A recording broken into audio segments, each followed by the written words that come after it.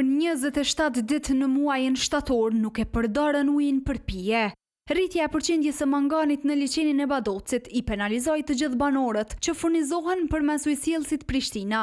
Me që nuk mundën ta shfrytëzojnë për konsum dhe ushqim, qytetarët u desh ta blejnë ujin për këto nevoja.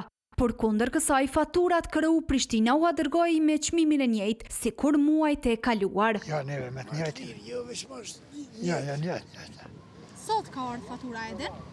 Vallaj, se di se fëmija merren me ta unë, ja, djetë merren me të si gjithë herë. Sigurisht nuk është njëjtë, po duhet me blej edhe ujin e pijes, edhe kënejnë këton. Dikush është i mendimit se këtu ka qenë nevojshme ulja e tarifave. Gjithçysh duhet me qenë, se nëse nuk është shfrytzu, duhet për ditë me blej ujë, aty jo një bidon, po do 2 deri në 3 bidona në ditë, normal ato dikush do të me pagu.